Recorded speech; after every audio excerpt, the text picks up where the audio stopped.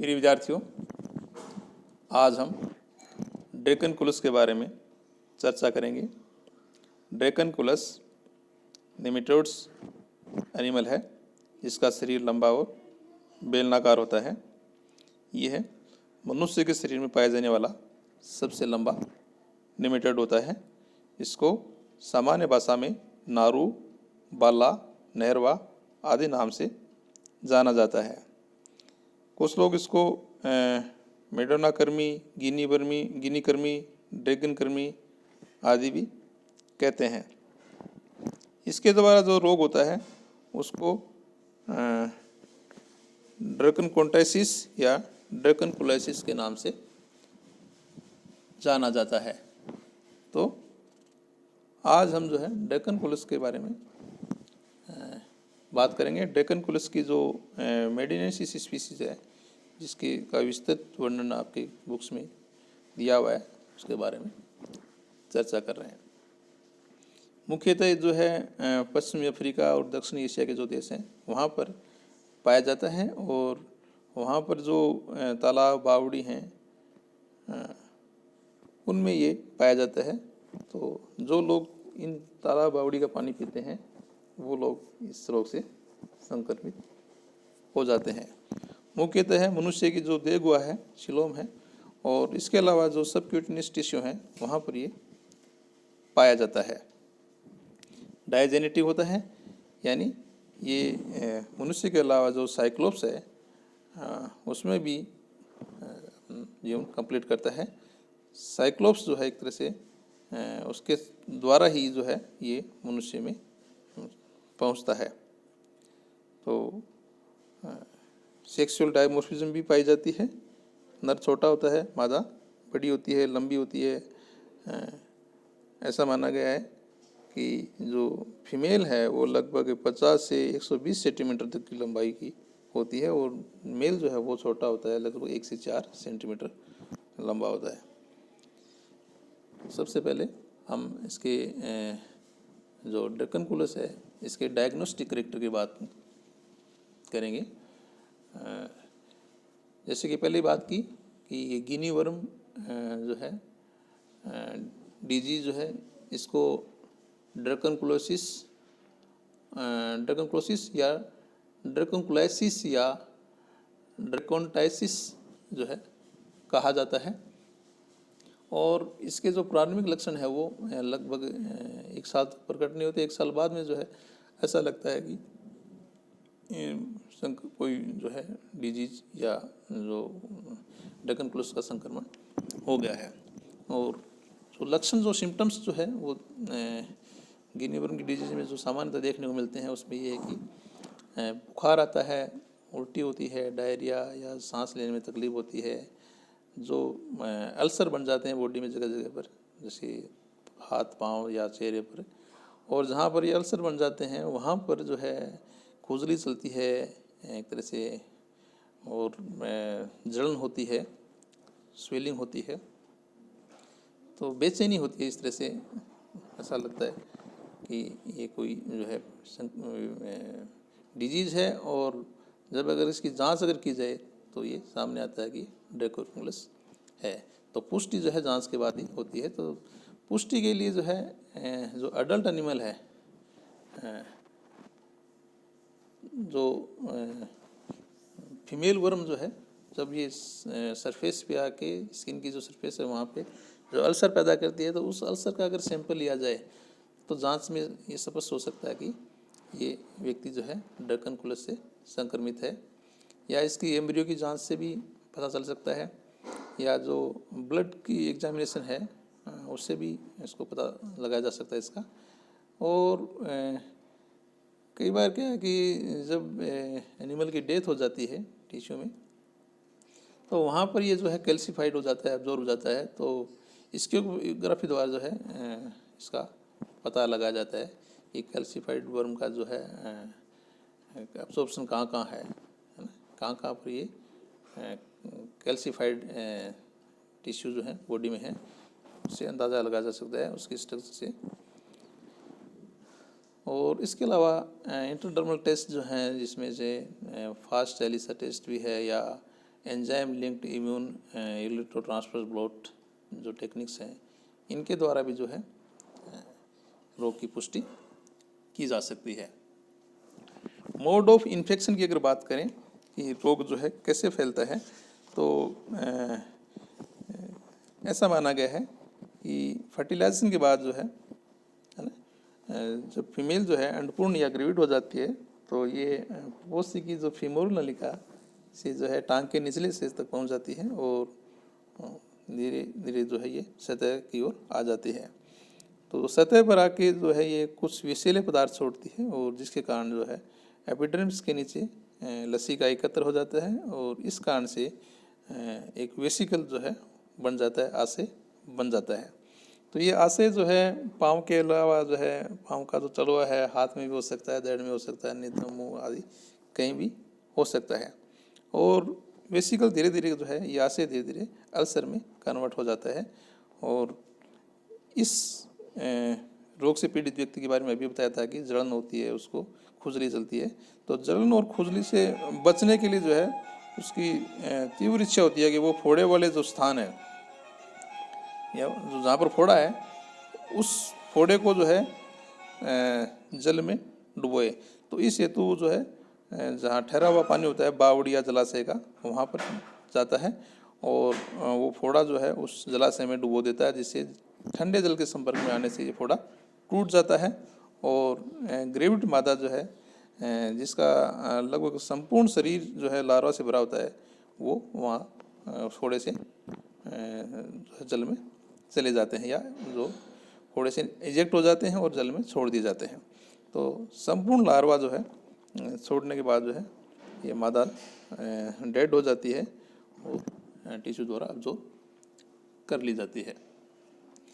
तो इस तरह से जो लार्वा जो है वो जल में छोड़ दिया जाता है और जल से ये जो लार्वा है जो इंटरमीडिएट होस्ट है साइक्लोप्स है उसके शरीर में प्रवेश कर जाता है।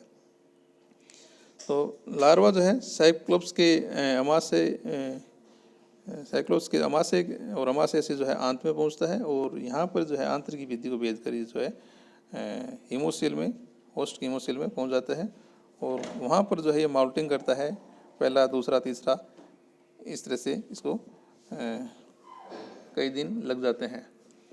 और इसके बाद में ये देखा गया है कि जब ये जो लार्वा है ये जो साइक्लोप्स में है और मनुष्य इस संक्रमित जल को जब पी लेता है तो वो खुद संक्रमित हो जाता है। तो जो पानी पिया संक्रमित मनुष्य ने, तो साइक्लोप्स के साथ जो है डेकन प्लस का लार्वा मनुष्य के शरीर में प्रवेश कर गया।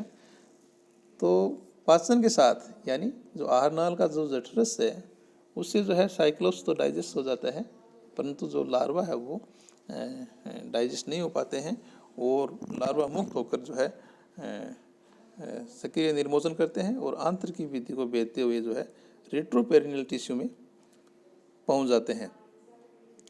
तो रेट्रोपेरिनियल टिश्यू में पहुंचकर ये जो है 8 से 10 महीने तक की अवधि में वहाँ पर बने रहते हैं। यानी साल भर बाद में जो है ये मनुष्य में जो है अल्सर रोग पैदा करते हैं, फोड़ा उत्पन्न करते हैं। अपने जो डेकनक्लोसिस जो डिजीज है इसके लक्षण प्रकट करते हैं। तो कहने का मतलब ये है कि जो इन्फेक्शन है वो जो संक्रमित पानी जिसमें कि डेकनक्लोसिस है और उस संक्रमित पानी को अगर कोई मनुष्य पी लेता है उस मनुष्य, तो साइक्लोप्स के थ्रू ये जो है मनुष्य में चले जाते हैं और मनुष्य में जो है साल भर रह के जो है एडल्ट हो जाते हैं और वो फिर जो है डेकनक्लोसिस डिजीज जो है उत्पन्न करते हैं। अब हम रोगजनकता की अगर बात करें तो अभी बात की थी कि डेकनक्लोसिस जो है वो ये अल्सर पैदा करता है और ये जो उसका मादा कर्मी है वो ही एक तरह से रोग कारक है। तो मादा कर्मी जैसे ही जो सबक्यूटेनियस टिश्यू की ओर बढ़ता है, उसकी ओर जाता है, वैसे ही जो है इसमें संक्रमण के लक्षण जो है डेवलप होने शुरू हो जाते हैं। तो संक्रमण यानी परपोषी के शरीर में जो लार्वा है प्रवेश करने के लगभग 1 महीने बाद ही जो है अभी बताया था कि प्रकट होते हैं इसमें लक्षण। और जो फीमेल है उसके द्वारा जो टॉक्सिक सिक्रेशन जो छोड़ा जाता है और उससे जो अल्सर बन जाते हैं, तो उसके कारण जो है पीड़ित व्यक्ति में या पीड़ित मनुष्य में जो है उबकाई आती है, उसको चक्कर आते हैं, उसको उल्टी आती है, उसको जलन होती है, उसको खुजली आती है। इसके अलावा उसमें दस्त या कई बार मूर्छा या सांस लेने में तकलीफ, इस तरह की शिकायतें जो है देखने को मिलती है। कई बार ये भी देखा गया है कि जहाँ पर फोड़ा है, अल्सर है, तो उस स्थान पर जो है त्वचा के नीचे यानी फोड़े में जो है पीड़ित व्यक्ति को ऐसा लगता है कि कोई वर्म जो है वहाँ पर मूव कर रहा हो, गमन कर रहा हो, कोई रेंग रहा हो, और साथ में उसको खुजली भी चलती है। तो अगर घाव जो है खुलने से पहले अगर उत्तकों में अगर लार्वा छोड़ दी जाए तो सूजन और जलन जो है उत्पन्न हो जाती है। इसके अलावा घाव में ही जो है कई बार ये हो जाता है कि सेकेंडरी इन्फेक्शन भी हो सकता है, यानी जो फोड़ा जो है किसी व्यक्ति के और उसका कारण अगर ड्रैकनकुलोसिस, तो उस फोड़े को अगर किसी पानी में या जल स्रोत में अगर उसको जल के संपर्क में लाया जाए तो वो फूट जाता है और लार्वा जल में मुक्त हो जाते हैं। लेकिन उस घाव में जहाँ पर ये फोड़ा था, अल्सर था, वहाँ पर जो है स्टेफाइलोकोकस या स्ट्रेप्टोकोकस बैक्टीरिया वो भी अटैक कर सकते हैं। वो एक तरह से द्वितीयक संक्रमण वहाँ पर हो सकता है और एक नई जो है तकलीफ से व्यक्ति जो है पीड़ित हो सकता है। तो कहने का मतलब ये है कि जो जल स्रोत है वहाँ पर जो है अगर ड्रैकनकुलस है और उसको अगर कोई मनुष्य पी लेता है तो ये रोग हो सकता है। अगर हम कंट्रोल की बात करें, बचाव की अगर बात करें, तो जो जनजातीय क्षेत्र हैं यहाँ पर या वो क्षेत्र हैं जो पिछड़े हैं, शिक्षा का अभाव है या पानी का भी अभाव है, तो ऐसे क्षेत्रों में लोग जो है पीने के पानी के लिए जो है नदी, झील, बावड़ी, तालाब ऐसे जल स्रोत पर निर्भर रहते हैं। और ऐसे जल स्रोत से जो है मनुष्य के साथ अलावा जो पशु भी वहीं पानी पीते हैं, तो वो पानी जो है पीने योग्य नहीं होता। एक तरह से स्टेरिलाइज तो होता है लेकिन अनसेफ होता है वो पानी। और ऐसा पानी अगर मनुष्य पी लेता है तो ये वो ड्रैकनकुलोसिस नामक डिजीज से संक्रमित हो सकता है। तो इसके लिए क्या बचाव किए जाएं, जो है कैसे इसको रोग को जो है कंट्रोल किया जाए। तो कहने का मतलब है जैसे जो बावड़ी हैं, तालाब हैं, ये खुले जल स्रोत होते हैं, मनुष्य वहाँ पानी पीता है, पशु भी वहीं पानी पीते हैं। इसके अलावा वहाँ पर मनुष्य जो है अपने जीवन की अन्य क्रियाएं जैसे कपड़े धोते हैं, बर्तन साफ करते हैं। तो कहने का मतलब है उसी में गंदा पानी या गंदगी डालते रहते हैं और उसी पानी को वो लोग पीते रहते हैं, तो वो पानी जो है एक तरह से पीने योग्य नहीं होता। और वहाँ पर जो है साइक्लोप्स भी होते हैं और ये ड्रैकनकुलोसिस भी है, तो ड्रैकनकुलोसिस के थ्रू ये पहुँच जाता है। तो कहने का मतलब है इस गंदे पानी को जो है नहीं पीना चाहिए जहाँ तक हो सके, और अगर पीना भी पड़े तो उबाल कर पिया जाए। तो बचाव का तरीका एक तो ये हो सकता है कि जो पीड़ित व्यक्ति है उसका उचित उपचार हो, है ना, रोगी का उपचार किया जाना चाहिए। और जो भी व्यक्ति इस रोग से संक्रमित हो गया उसको उस जल स्रोत में नहीं जाना चाहिए, तालाब या झील उस जल स्रोत में नहीं जाना चाहिए जहाँ का पानी उस कॉलोनी के लोग या उस आबादी के जो लोग पी रहे हों। तो ऐसे व्यक्ति को उस जल स्रोत को संक्रमित नहीं करना चाहिए। और जो खुजली या फोड़ा हो रहा है तो उस जल स्रोत में उसको न करके बाहरी जो है किसी पात्र में जो है इन लार्वा को एकत्र करके नष्ट कर देना चाहिए। इस तरह से किया जा सकता है। या हाइड्रोथेरेपी जो है, जल चिकित्सा जो है वो की जा सकती है। इसमें किसी भी पात्र में जो है उस फोड़े से जो लार्वा हैं उनको एकत्र करके वो नष्ट किया जा सकता है। और साथ ही जहाँ से फूटा है, लार्वा बाहर निकले हैं, घाव बना है, उस घाव का भी जो है उचित उपचार किया जाना चाहिए ताकि जो है सेकेंडरी इन्फेक्शन नहीं फैले। इसके अलावा मुख्य बात तो ये है कि जो जल स्रोत हैं, जो तालाब है, बावड़ी है, उसका पानी नहीं पीना चाहिए। और इसके लिए वहाँ की जो आबादी है, जो लोग रह रहे हैं उस एरिया में, उनको अवेयर किया जाए, उनको शिक्षित किया जाना चाहिए। उनको बताना चाहिए कि इस तरह से इस जल में जो है कई तरह के बैक्टीरिया, वायरस, नेमेटोड्स, प्रोटोजोन्स जो है हो सकते हैं और वो कई तरह की बीमारियों का कारण होते हैं। इसलिए इस तरह के पानी को पीने के लिए यूज़ नहीं करना चाहिए। अगर वो पानी पीना उनकी अगर मजबूरी है किसी कारण से, तो उसके लिए कुछ तरीके जो है बताए जाने चाहिए कि वहाँ पर गंदगी नहीं डाली जानी चाहिए, पानी को जो है उबाल कर पीना चाहिए, छान कर पीना चाहिए। इस तरीके जो है अवेयरनेस प्रोग्राम चलाए जा सकते हैं। इसके अलावा जो ऐसे जल स्रोत हैं वहाँ पर जो है जो साइक्लोप्स हैं उनको नष्ट करना चाहिए। और नष्ट करने के लिए जैसे टेमेफोस इम्फेक्शन जो है कंसेंट, उसको डाला जा सकता है। टेमेफोस इसी जो है इसको डालकर नष्ट कर सकते हैं। तो कहने का मतलब है कि जो अवेयरनेस जो है इससे इस रोग को जो है कंट्रोल किया जा सकता है। और इसके अलावा जो है कुछ दवाइयाँ भी, जैसे है मेट्रोनिडाजोल है या मेंडाबोजोल है, तो ये जो दवाइयाँ अगर दी जाएं तो